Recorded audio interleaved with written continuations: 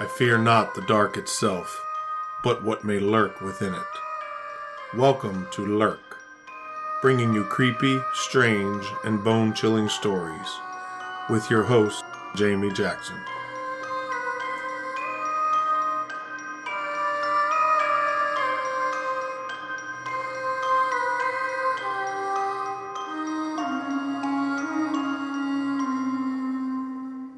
Hey Lurkers, welcome to episode 43. For this episode, we're going to be diving into the story of the ghost ship, the Mary Celeste. So you might be wondering what exactly I mean by ghost ship. There's actually two different definitions for this term. One definition would be that the ship is a ghost, that it's a ghost. I was going to say that it's the soul of the ship. You see the ship's soul.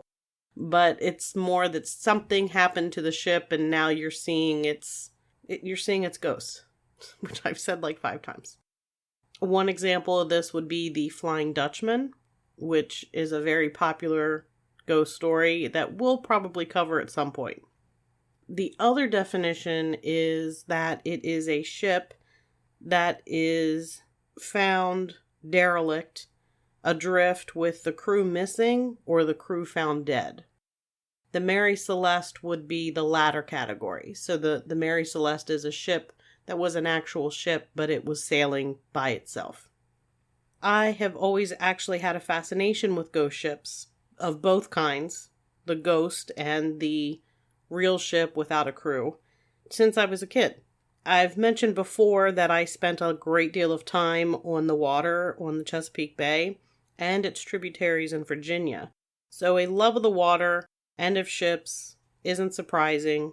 And then you throw in my fascination of the paranormal at a young age, and it's not a stretch that these interests would combine into an interest in ghost ships. Today we're going to be talking all about the Mary Celeste. This ghost ship was classified as an actual real-life ship, as I said, that was sailing without the presence of crew. And it is still to this day, for the most part, an unsolved mystery. So let's get the story started, shall we? In late 1860, in the shipyard of Joshua Dewis in the village of Spencer's Island, on the shores of the Bay of Fundy in Nova Scotia, the keel of a ship was laid out. It was built with local timber, including pine, spruce, birch, and beechwood. There's a joke here that I really want to ask if it was tree wood. There's somebody listening who's going to know exactly what I'm talking about. It was tree wood. The ship was a brigantine, which is a 2-masted ship with a square-rigged foremast and at least 2 sails on the main mast, a square topsail, and a gaff sail, mainsail, behind the mast. The main mast is the second and taller of the 2 masts. Got that? I know everybody knows exactly what I'm talking about. Basically, it was a 2-masted ship. She was built so that her planking was laid edge to edge rather than overlapping. The registration documents describe the vessel as 99.3 feet, or 30.3 meters, long, 25.5 feet, or 7.8 meters, broad, and 11.7 feet, or 3.6 meters, deep. The ship was owned by a consortium of 9 people. Dewis, the builder, was the main owner, and one of the other owners included the captain, Robert McClellan. On May 18, 1861, she was launched and given the name Amazon. I know you're probably wondering why I'm talking about a ship named the Amazon. You're going to find out. Just hang in there. The issue started with this ship at the time of launch, when the ship refused to budge. She was eventually launched and ready for her maiden voyage. June 1861, the Amazon was set to sail to London with a load of timber. Captain Robert McClellan oversaw the loading of the cargo, and the ship set sail. But once it made it to the Atlantic waters, the captain began feeling ill. During the beginning of the voyage, Captain McClellan's condition worsened. Some accounts said the captain would dissolve into coughing fits and was coughing up blood. The decision was made to turn back. When they arrived back at port at Spencer's Island, Captain McClellan died of pneumonia on June 19, 1861. A new captain took over the ship, named John Nutting Parker. I don't know, I think anyone with the name Nutting might not be a good omen. Captain Parker continues the voyage and set off for London to deliver the load of timber. Before they even made it out to sea, the Amazon ran into fishing equipment in the Narrows off Eastport, Maine. Then, when leaving London after delivering her cargo, the ship ran into and sank a smaller ship in the English Channel. I'm telling you, don't hire a captain whose name is Nutting. Nothing good is going to come from it. See what I did there? So Captain John Nutting Parker remained in command for 2 years, where the ship was mostly part of the West Indies trade. In 1863, a new captain took control of the ship, Captain William Thompson, who remained the captain until 1867. This time period was actually quiet. One of the crew of the Amazon wrote, "We went to the West Indies, England, and the Mediterranean, what we call the foreign trade. Not a thing unusual happened." You know, saying that completely jinxed things, right? You never say, it's quiet, or nothing unusual happened. Everything's good. Everything's been going great with this ship. Nothing weird. Because if you say that, you better knock wood big time, because you're in trouble.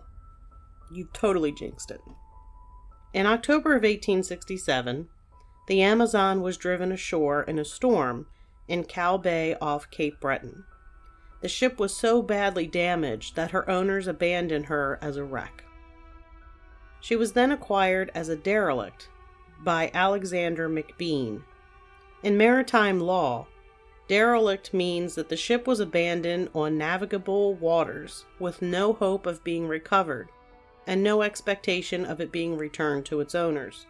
So basically, it amounts to finders keepers.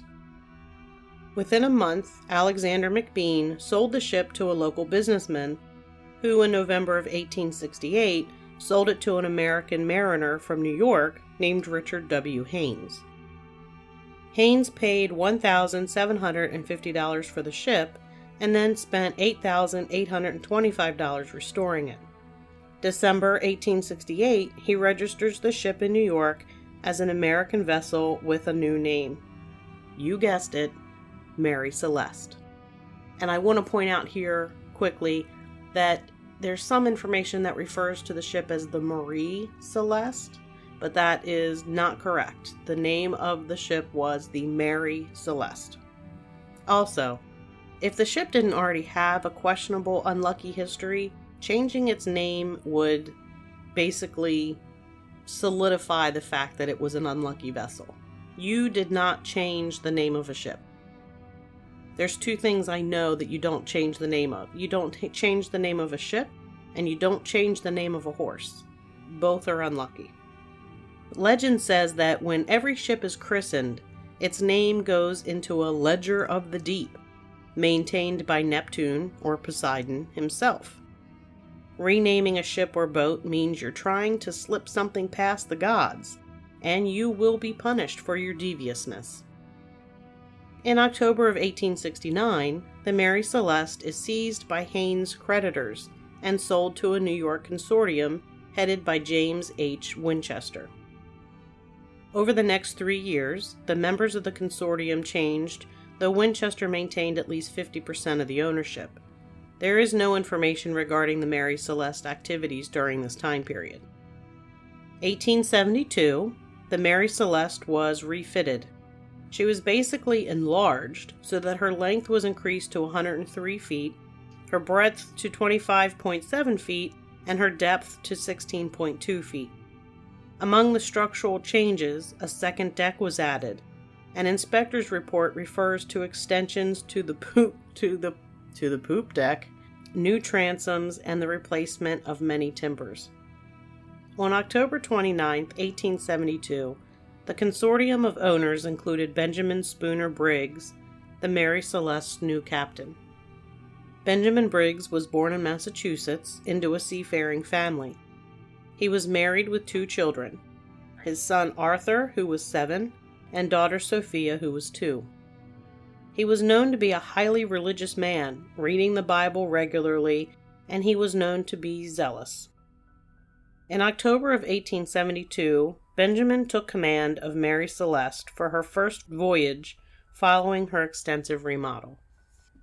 She was bound for Genoa, Italy, with 1,701 barrels of denatured alcohol. He arranged for his wife and infant daughter to accompany him, while his school-aged son was left at home with his grandmother. Briggs, having been a captain for 18 years, chose his crew carefully. The crew was comprised of men he had either sailed with before or who had come recommended. In a letter to his mother prior to the voyage, he said he was eminently satisfied with ship and crew. October 20th, 1872, Captain Benjamin Briggs arrives at Pier 50 to supervise the loading of the ship's cargo. Again, they were transporting 1,701 barrels of denatured alcohol. Denatured alcohol is ethanol that has been mixed with other ingredients. It is not safe to drink. If you pour yourself a glass like you might pour a glass of regular drinking alcohol, it will kill you if you drink it. It's used as a solvent, commonly used as fuel in camping stoves today, and as an ingredient in hand sanitizers. Remember that, that's important. I wanted to stress exactly what denatured alcohol is because when I was younger, I always thought they were carrying barrels of the good alcohol. So on Tuesday, November 5th, 1872, the Mary Celeste with Captain Briggs, his wife Sarah, daughter Sophia, and 7 crewmen set off for Italy. The weather was a little iffy, so Captain Briggs anchored off Staten Island to wait for the weather to clear. 2 days later, they pulled anchor and entered the Atlantic Ocean, bound for Italy. While Mary Celeste prepared to sail, the Canadian brigantine De Gratia was anchored nearby in Hoboken, New Jersey, waiting for her cargo of petroleum destined for Genoa via Gibraltar. Captain David Morehouse and First Mate Oliver DeVoe were Nova Scotians, both highly experienced and respected seamen. Captains Briggs and Morehouse shared common interests, and some writers think it likely that they knew each other, if only casually. Some accounts claim that they were close friends who dined together on the evening before Mary Celeste's departure, but the evidence for this is limited to a recollection by Morehouse's widow 50 years after the event. De Gratia departed for Gibraltar on November 15th, following the same general route, but 8 days after Mary Celeste. On December 4th, 1872, the De Gratia, the ship that left New York 8 days after Mary Celeste, made it to a location midway between the Azores and Portugal. When Captain Morehouse came up on deck, the helmsman reported a vessel about 6 miles away heading towards the De Gratia. The unknown ship's erratic movements and the odd set of her sails made Morehouse think that something wasn't quite right with this ship. As he got closer, Morehouse could not see anyone on deck, and there were no replies to his signals. Captain Morehouse decided to send his first mate DeVoe and second mate John Wright to investigate. The 2 men discovered the ship was, in fact, the Mary Celeste, because of the name painted on the stern. When they climbed aboard, they found the ship deserted. The sails were partly set and in poor condition, with some sail missing completely. Most of the rigging was damaged, with ropes hanging loosely over the sides. The main hatch cover was secure, but the fore and lazarette hatches were open and their covers sitting beside them on the deck. According to the Penobscot Marine Museum, a lazarette hatch is usually a storage locker that's used for gear or equipment that a sailor or boatswain would use around the decks on a sailing vessel. It's typically found below the weather deck in the stern of the vessel and is accessed through a hatch from the main deck or through a doorway from below decks. I didn't know what one was. I had never heard of one before. So basically, it's a storage area, and the hatch for that storage area and the fore hatch were both open, and the covers were actually sitting beside them on the deck, not on top or attached. The ship's single lifeboat was small, with 4 to 6 oars, and it was missing, and the binnacle housing the ship's compass had been shifted, and the glass cover was broken. There was about 3.5 feet of water in the hold, a significant amount, but not alarming for a ship of the Mary Celeste size. There was a makeshift sounding rod, which is a device used for measuring the amount of water in the hold, lying abandoned on the deck. The ship's daily log was found in the mate's cabin. The final entry was dated 8 a.m., November 25th, 1872, and said simply, 6 miles off Santa Maria, meaning they were within sight of the island of Santa Maria in the Azores. The position of the Mary Celeste, based on the logbook, was 400 nautical miles from the point where she was encountered by the DeGratia. First Mate DeVoe noted that the cabin interiors were wet and untidy from water that had entered through doorways and skylights, but were otherwise in reasonable order. He found personal items scattered around Captain Briggs's quarters, including a sheathed sword under the bed. Most of the ship's papers were missing, along with the captain's navigational equipment. In the galley or ship's kitchen, all the equipment was neatly stored. There was no food prepared or in the process of being prepared. This is a little bit different than some of the accounts that you read. There were some fictitious accounts or exaggerated accounts that appeared that claimed that it appeared that they were in the middle of a meal and everybody just disappeared. That is not the case. Everything was cleaned, put away in the kitchen. There was nothing sitting out, no food sitting out. Everything was in order. There was also plenty of food and water stored, so they were not running out of anything. They had plenty of what they needed for their voyage. There were no obvious signs of fire or violence. In fact, the evidence pointed more towards an orderly departure from the ship by means of the lifeboat. DeVoe returned to the DeGratia to report the findings to Captain Morehouse. The decision was made to take the Mary Celeste into Gibraltar, about 600 nautical miles away. Maritime law stated that someone salvaging a ship could expect a substantial share of the combined value of the rescued vessel and its cargo. The exact amount depended upon the amount of danger involved in salvaging the ship. Captain Morehouse divided his crew of 8, with First Mate DeVoe and 2 men going to the Mary Celeste, and Captain Morehouse and 4 men remaining on the DeGratia. The weather was calm for the remainder of the journey to Gibraltar, but because each ship was undercrewed, the progress was slower than usual. On December 12, 1872, the DeGratia arrived in Gibraltar. The Mary Celeste encountered a strange fog and was delayed until the following morning of December 13th. That doesn't seem ominous at all. The Mary Celeste was immediately impounded by the Vice Admiralty Court to prepare for salvage hearings. First Mate DeVoe wrote to his wife that the ordeal bringing the ship in was such that "I can hardly tell what I am made of, but I do not care so long as I got in safe. I shall be well paid for the Mary Celeste." Salvage court hearings began December 17, 1872, under Sir James Cochrane, the Chief Justice of Gibraltar. The hearing was conducted by Frederick Solly Flood, Attorney General of Gibraltar.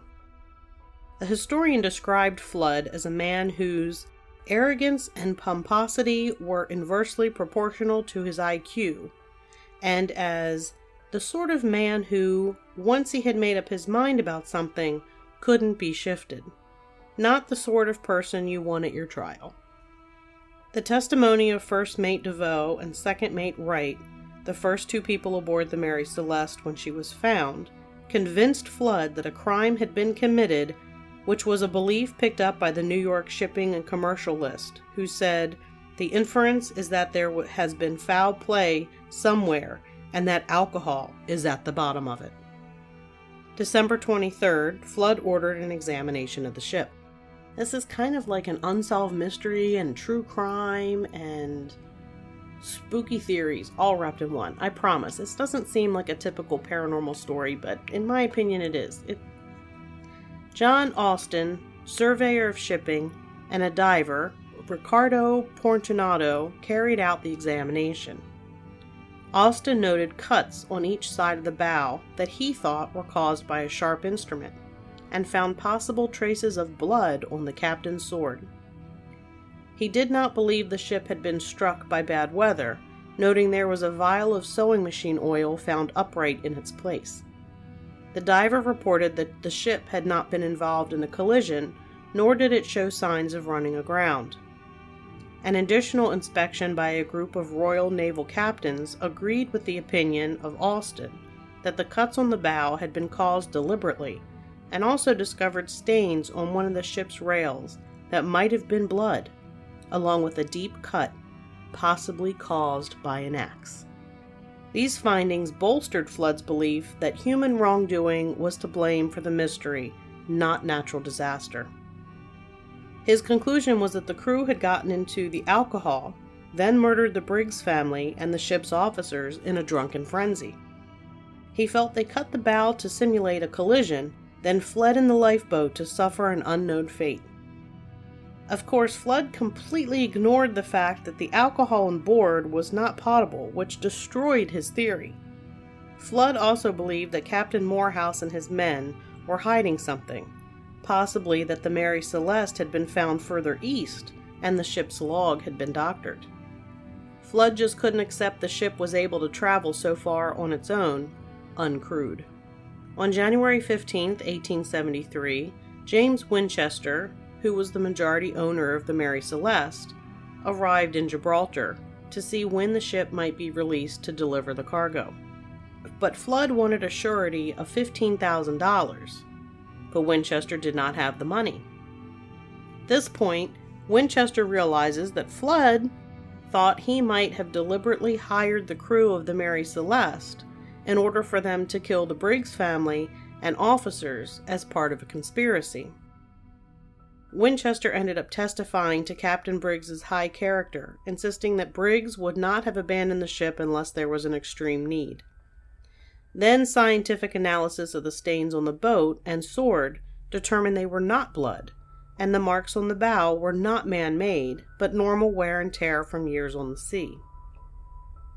She literally ran in and sank a ship, and ran aground, and has been all over the place, so I imagine there's a little bit of wear and tear on her. So Flood had no option but to release the Mary Celeste on February 25th, and she continued her journey to Genoa. The payment for salvage ended up being only 1/3 the amount expected, which carried an implication of wrongdoing despite the court's findings. So what exactly happened on the Mary Celeste? Where in the world did the people on board disappear to? There are many theories, from the simple to fantastic, to the believable, to the completely unbelievable. We're going to cover them all. One of the most popular is that there was in fact foul play involved. It was suspected that John Winchester had concocted an insurance fraud scheme based on the fact that the Mary Celeste was heavily overinsured. But Winchester refuted these claims, and the insurance companies didn't feel the need to hold any inquiries. Meaning the insurance companies were okay with how everything was. If you know anything about insurance companies, if they have a reason to not pay out the money, they're going to use it. So they didn't feel that there was any indication that John Winchester was involved in anything not on the up and up. Another theory was that Captain Morehouse and the De Gratia laid in wait for the Mary Celeste, and then lured Captain Briggs, his family and crew, on board the De Gratia, and killed them all there. However, there are a couple of problems with the theories that include Captain Morehouse and the De Gratia. First, the De Gratia was the much slower ship, and second, she left the New York harbor a full 8 days after the Mary Celeste. There's no way that the DeGrazia would have been able to catch up with the Mary Celeste before she got to Gibraltar. Then there's the theory that Captain Briggs and Morehouse were co-conspirators, planning to share the salvage money.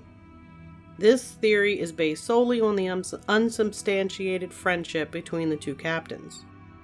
But if this was the plan, surely 2 smart men wouldn't make a plan that included such an intriguing mystery that drew everyone's attention. And if he planned to disappear, why would Briggs have left his son back in New York? Of course, piracy is another plausible theory. And who doesn't love a good pirate story? I mean, pirates were really bad people. They killed people, they stole stuff, they raped women. They were really not good people, but for whatever reason, today we now have them put on a pedestal, so to speak. They're romantic characters. Everybody loves a swashbuckling pirate. Jack Sparrow. Everybody thinks of a pirate as Jack Sparrow, who's a great guy. I guess. I don't know. I've never met him. So piracy is another plausible theory. In the 1870s, there were pirates known as Riffians that were active off the coast of Morocco. These pirates terrorized the Mediterranean, robbing Christian ships and taking the occupants of the ships as booty and selling them to the Turkish and North African slave markets. While this is one theory that, in my opinion, makes the most sense to this point, the issue is that there were valuables left on the ship. The only missing items were the ship's papers and navigational equipment, and of course the lifeboat. And the people. Pirates would not have left anything behind, nothing of value, especially items that were easy to grab and take with them. One of the valuable items that had been left behind was the captain's sword that was worth a decent amount of money.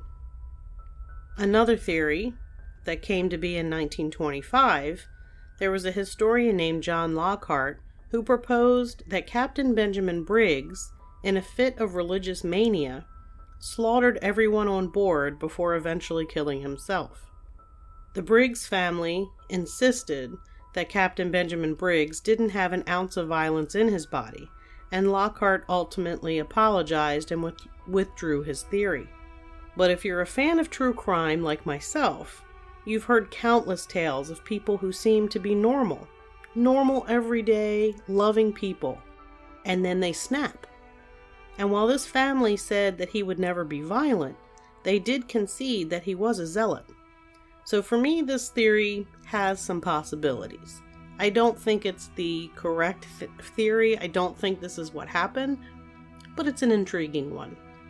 I mean, everybody said Ted Bundy was a nice man. John Wayne Gacy was a decent fellow. Heck, John Wayne Gacy, didn't he make sandwiches for cops or something? I mean, they all thought he was great. And yet, what was it that they found in his crawl space? That's right, dead bodies. But he was a nice guy. Next, we have the theories surrounding the lifeboat. Some believe that the lifeboat was used as a temporary safety measure, where everyone piled into the lifeboat that was tied to the ship for some reason, and that the lifeboat became untied and separated from the ship. But it's not very logical to attach your lifeboat to a ship you're worried might sink or explode, and it seems unlikely that an experienced captain like Briggs would have taken part in such a panicked abandonment. There was a leading insurance investigator from New York in the early 20th century that discovered the rope of the lifeboat was cut, not untied, indicating that when the Mary Celeste was abandoned, it was done very quickly. Several times in the ship's log, there was mention of rumblings and small explosions from the hold. It wasn't unusual for cargoes like the one the Mary Celeste was carrying to naturally give off explosive gas, and the noises and small explosions would be normal. The thought is that a crew member, perhaps, went into the hold to inspect the cargo using a lit match, or just walked in there with a lit cigar, causing a larger explosion that blew off the hatches, explaining why they were found in the position they were found, by the crew of the DeGratia. You'll remember those 2 hatches were found open with their lids off to the side. In a panic terror, the captain, his family, and crew piled into the lifeboat, cut the line, and set out to sea, abandoning the ship, thinking it was going to explode. Still, those experienced with captaining a ship said, if the Mary Celeste had blown her timbers, she would still have been a better bet for survival than the ship's boat. By ship's boat, they mean the lifeboat. If this was what happened, then Briggs behaved like a fool, worse, a frightened one. It wasn't the first time someone had shipped denatured alcohol, so I have to believe that its behavior during transport would be known, especially by a captain as experienced as Briggs, leading me to discount this theory. For the moment. Natural phenomena was also provided as possible theories. First up is the possibility of a false sounding. If you remember, I mentioned a makeshift sounding rod found lying on deck that was used to determine how much water was in the hold. Some theorize that a water spout could have formed, causing the damage to the sails and rigging, and the low barometric pressure it would have caused would have created false sounding readings, making them believe there was more water in the hold than there actually was, which would have made them fear the boat was sinking. There's mention of maybe a displaced iceberg, but that's just stupid. I mean, they're off the coast of Portugal. It's not an iceberg. And other ships would have seen it.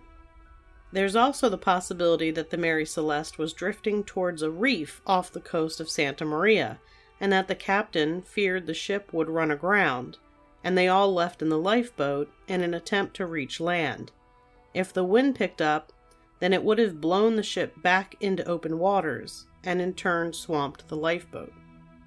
An underwater earthquake, called a seaquake, is also a possibility. It could have struck, causing enough turbulence to damage the cargo, and creating noxious fumes.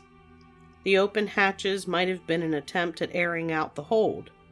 In their haste to evacuate the ship, they did not properly secure the lifeboat to the ship and ended up drifting out to sea. The lack of evidence of an explosion weakened this argument. There were several barrels of denatured alcohol that were found to be empty, but these barrels were made of red oak instead of white oak, which would allow for natural seepage. I hate that word, seepage. It's as bad as the word moist. They're not my favorite. In 2006, there was an experiment carried out by a chemist at the University College London that was able to create an explosion, but they found that there was no scorching, burning, or soot left behind afterwards. This showed that it was possible that an explosion could occur that didn't leave the expected evidence behind. There are also a couple of other theories that are not your typical mainstream options, like aliens. Some purport that the captain, his family, and the crew were all abducted by aliens. I'm going to discredit this by pointing out that if aliens were abducting them, I think it would be an all-at-once sort of thing, and they wouldn't be given the time to try to grab navigational items and flee in the lifeboat. Also, the alien theory was always based on the erroneous info that there was food set on the table like they were taken in the middle of a meal. But this isn't the case.